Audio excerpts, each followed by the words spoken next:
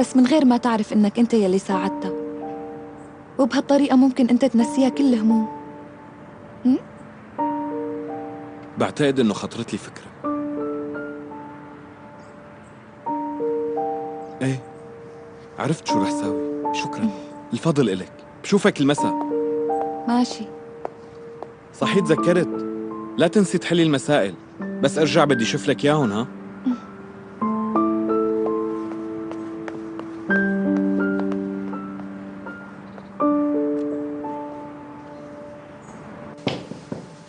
تفضل. ها؟ انت لشو لساتك بالبيت؟ ما رحت على المدرسة؟ اليوم في اجتماع للأساتذة وأول الدروس فاضية لهيك ما رحت. ايه، اجت من صالحك. استغل الفرصة وراجع دروسك، وعيد كل المسائل يلي بالكتاب، وبعد الظهر بتروح وانت دارس. ايه حبيبي؟ أمي، امم الخالة نجاة رح تضل؟ حضل ابني. لشو عم تسأل؟ لا ما في شي. لا تشغل لي بالك بهالأمور. انت دروس منيح وخذ تقدير مثل السنة الماضية. ما بدك تخيب لظنها للماما، ماشي؟ ماشي.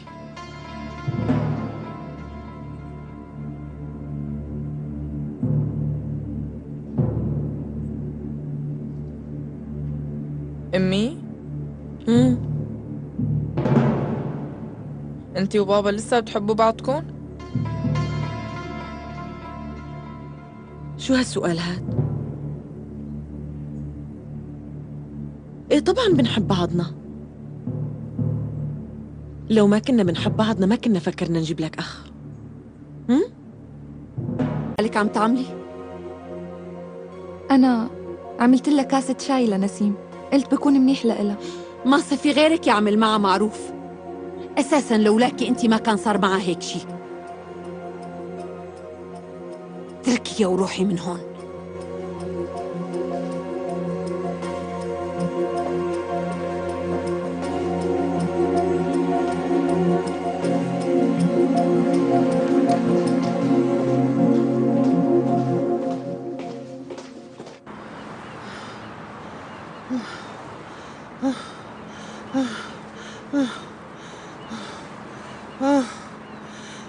أنت منيحة؟ ايه.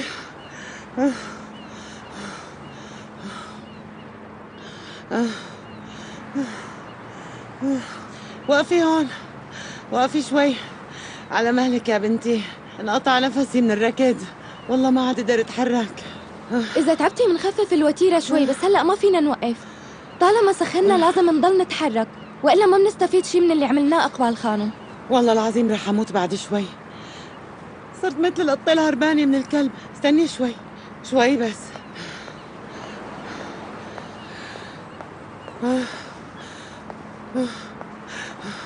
وراي لشوف لورجيكم شلون الركض. إقبال خانم، ست إقبال، ست إقبال.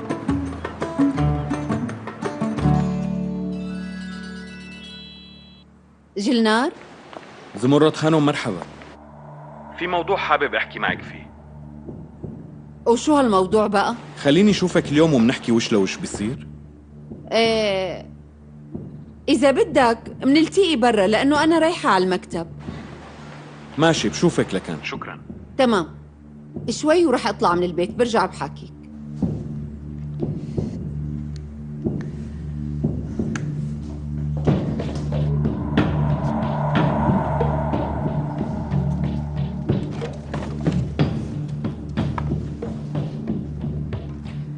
برافو عليك، خليك عم تتصرفي هيك مشان حياتنا تصعب أكثر. ما فهمت. لحقتي تشتكي لجلنار وتحكي له كل شيء؟ شوفي، أنا ماني عارفة أنت عن شو عم تحكي. بعدين أنا ما شفته لزوجي من وقت يلي راح على شغله. أنا ماني مثل ما فكرتيني أبداً. هذا الشيء واضح.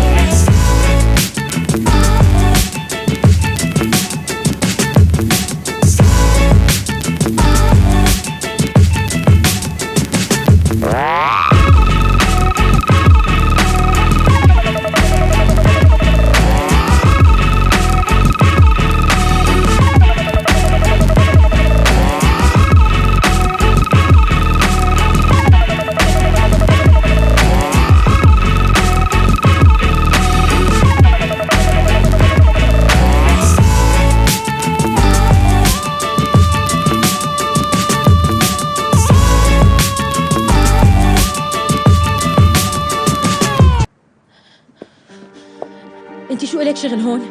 عم تراقبيني مو هيك؟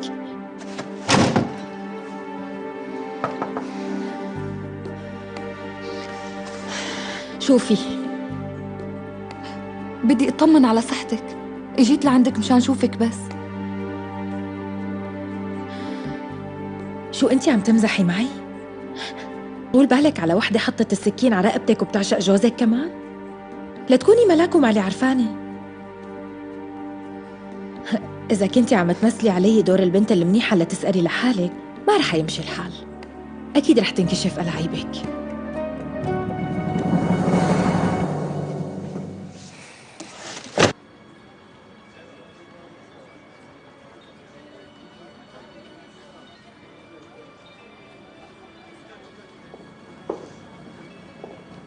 بس ما كون نطرتك كتير.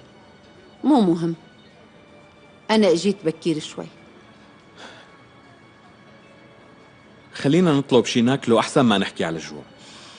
برأيي نبدأ بالموضوع. طالما طلبتني معناها في شي مهم. تفضل لشوف، قول شو بدك. الشي المهم هو موضوع نسيم. بالفترة الأخيرة كان كل شي ضدها، وأنا زعجتها شوي. معناتها أنت منتبه على حالك، وهالشي منيح. حقك تنزعجي، انت كأن معك حق بهالشي، بس صدقيني أنا ما حبيت توصل الأمور لهالدرجة هي. بس وصلت يا جلنار. كل واحد كمل حياته بشكل طبيعي، إلا بنتي هي الوحيدة اللي تأثرت. أنا مالي ناطر منك تكوني موضوعية بهالأمر. بالنتيجة أنت طرف، بس أنا عم ساوي اللي عم بقدر عليه بالرغم من وجود مرتي، وما عم بستفيد أي شيء. على كل حال مو هذا الموضوع اللي حابب حكيكي فيه. طيب، عم بسمعك جلنار. بدي تكون نسيم سعيدة وترجع لها حيويتها من جديد. بعد كل اللي صار معك كيف بدك إياها ترجع هيك؟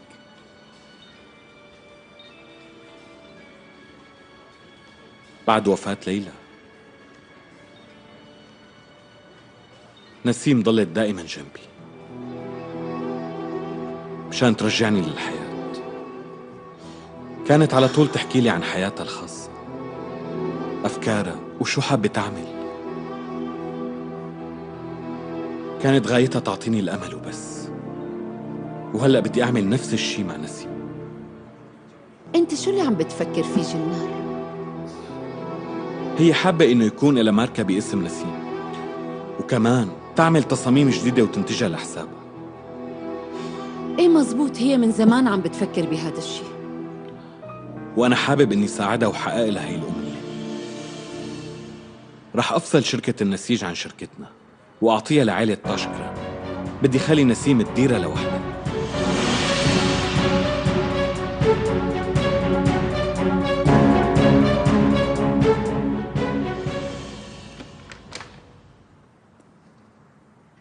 خير، شو عم بيصير هون؟ شو عم تعملوا؟ عم نركب الكمبيوتر.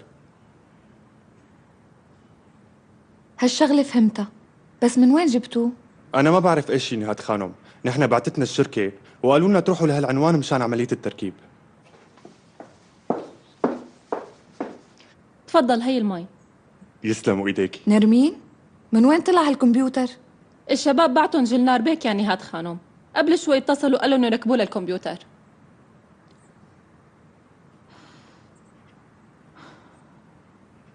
هي قائمة الرجيم تبعك. بالأسبوع الأول رح يكون صعب شوي، بس بعدين رح يتعود جسمك ويصير أكلك هيك على طول.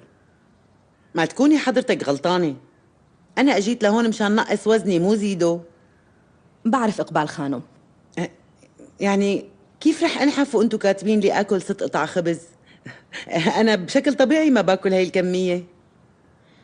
نحن مو غايتنا تخفيف الوزن بسرعة. الوزن اللي بتخسريه بسرعة ممكن تستعيديه بنفس الوقت وحتى أسرع شوي. اعملي اللي عم بقوله، وبتمنى ما تقطع رياضة بهالفترة، وبعد أسبوع بترجعي لعنا ورح نقيم الوضع.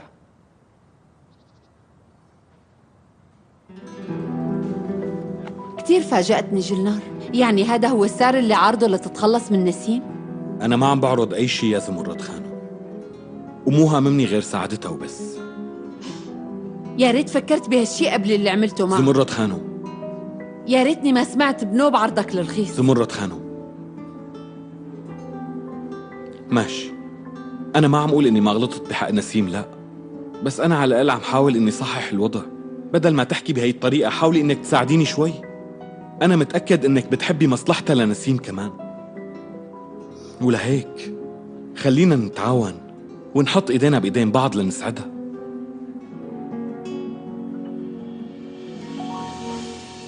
ماشي،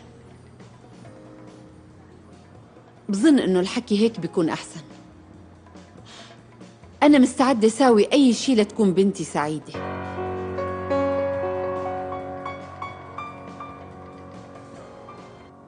المبلغ اللي عم تطلبه كتير يا كرم. لا يا خال. يا ابني نحن عم نحكي عن 250,000. صحيح أنا في معي شوية مصاري بس كنت قايمهم مشان رحلة سياحية لأمريكا، ولهيك أنا قايمني من بالك. يعني ما صفي قدامك غير أمك، وبعتقد إنه بحياتها ما بتعطيك هالمبلغ. الله يخليك خالو، أنا لازم ضروري أمن هذا المبلغ. طيب ليش ما بتحكي لي شو الموضوع بصراحة؟ بلكي بقدر ساعدك بطريقة تانية. مثل ما قلت لك، الديون اللي أخذتها من رفقاتي تراكمت علي، وهلأ صاروا عم يطالبوني فيها. كرام، هالشي مانو مبين إنه دين متراكم.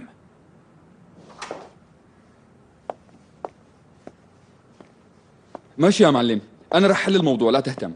هدول التسجيلات اللي طلبتهم حسب التاريخ أكرم بيك. أنا هلأ مضطر إني أطلع. ماشي كرام، بنحكي بعدين.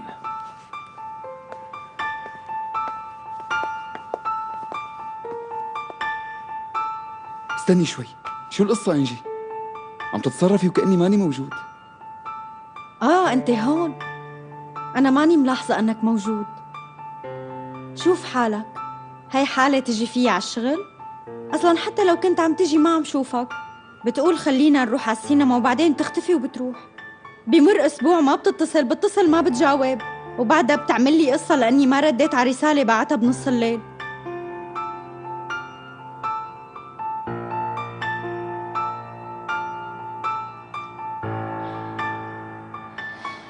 شفت؟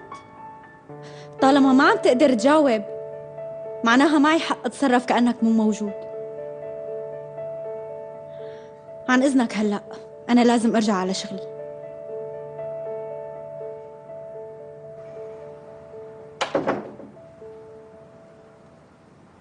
بشرتك بالرغم من إنها بشرة متنوعة ما عم ترطبيها بشي مفيد.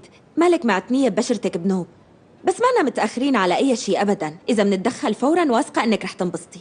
منيح، أصبح خلينا نبدأ فيها بسرعة. هاي شفتيني هلأ بتعطيني أفضل شي من كل شي موجود. هدول كريمات العناية محضرين بتكنولوجيا عالية، كلهم من أصل نباتي. شوف